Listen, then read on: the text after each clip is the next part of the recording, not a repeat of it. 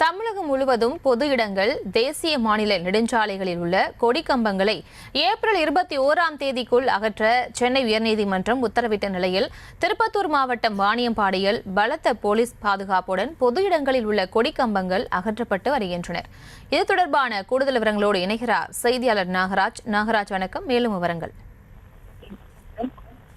நிச்சயமாக பிரியங்கா, வாணியம்பாடியில் பலத்த காவல்துறை பாதுகாப்புடன் தொடங்கியுள்ள பொது இடங்களில் உள்ள கொடிக்கம்பங்கள் அகற்றும் பணி நடைபெற்று வருகிறது. நீதிமன்றம் உத்தரவு 2 நாட்கள் முடிவடைந்து உள்ளதால் கொடிக்கம்பங்கள் அகற்றும் பணி தீவிரமாகிறது. தமிழகம் முழுவதும் பொது இடங்களில், தேசிய மாநில நெடுஞ்சாலைகள் உள்ள இடங்களில் கொடிக்கம்பங்கள் ஏப்ரல் 24ஆம் தேதிக்குள் அகற்ற வேண்டும் என்று சென்னை உயர்நீதிமன்றம் உத்தரவு பிறப்பித்தது. சென்னையை சேர்ந்த வழக்கறிஞர் ராகேஷ் என்பவர் சென்னை உயர்நீதிமன்றத்தில் தொடர்ந்த பொதுநல வழக்கில் ராயபுரம் பகுதியில் அடைப்பாதையில் அமைக்கப்பட்டுள்ள அரசியல் கட்சியின் கொடிக்கம்பத்தை கல்வெட்டுகளை அகற்ற உத்தரவிட வேண்டும் என்று கூறியிருந்தார். இந்த வழக்கு தலைமை நீதிபதியான ஸ்ரீராம் மற்றும் முகமது சபீக் ஆகியோர் அடங்கிய அமர்வு முன்பு விசாரணைக்கு வந்தது.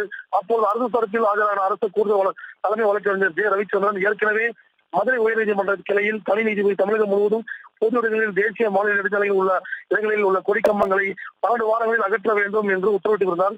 தனி நீதிபதி உத்தரவு 2 நீதிபதிகள் அமர்வு உறுதி செய்துள்ளது.